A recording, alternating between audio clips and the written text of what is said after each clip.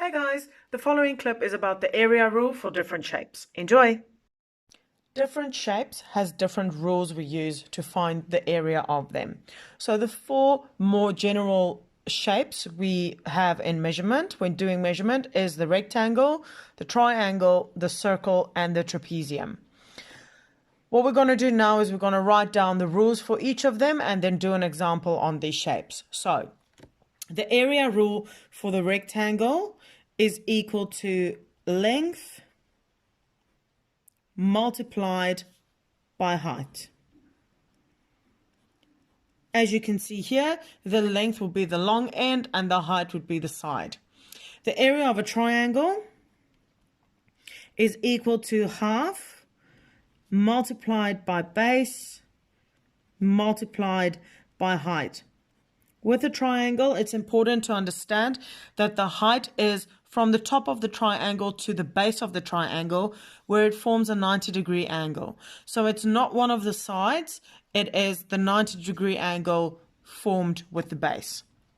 Then we go to the area rule of a circle. So area is equal to pi multiplied by radius squared.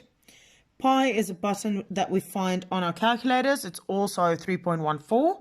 And radius is half of the distance through the middle of the circle. Then we go into a trapezium. With a trapezium, my area rule is as follows. It is quite important that you look at the trapezium not from this angle, but from the side. So this will be the bottom of your trapezium. When looking at the bottom of the trapezium over there, then that will be your height. So the formula for the area of a trapezium is on top of my fraction. I've got A plus B that is divided by 2, and then I multiply it by the height. Important to know, A and B is also known as my two parallel lines. So in this case, it would be the bottom and the top of the trapezium. These are the sides that are known as the parallel sides, or in the formula's case, it is A and B. Right, let's go into some examples. Let's start with the rectangle. So the area rule is length times height. The measurement has been written in. So what I need to do is substitute these values into this equation. So area is equal to length, which is 10 meters, multiplied by height, which is 4 meters. And that is equal to 40 meters. When we work with area, it's very important that you write your units correctly. So with area, we always square it. So it is 40 meters squared. Then we go into our triangle. We've written down our measurements. So the base is 5 meters long and the height is 3 meters.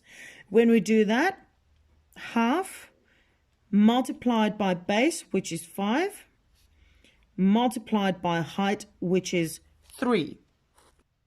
When you type that into your calculator, you will find that the area of this triangle is 7.5 meters. Once again, use the correct unit, so it's meters squared. Next one we're going to do is the circle. I've written down that the radius of the circle is 7.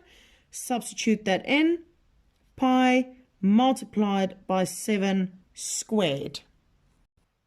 When you type that into your calculator, you will see that the area of that circle is 153.94 meters squared.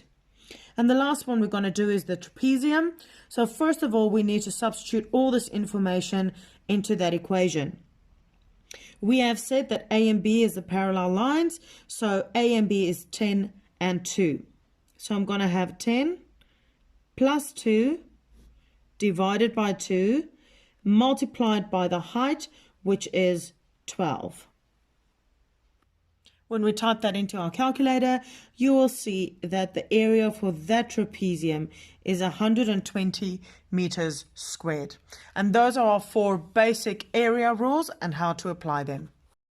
I hope this clip helped, guys. If it did, please like this video, subscribe to my channel, and share it with anyone it might possibly benefit. If you've got any questions, please drop it in the comment section below, and I'll get back to you as soon as I can. Also find the link to the rules of perimeter over here. See you next time. Bye!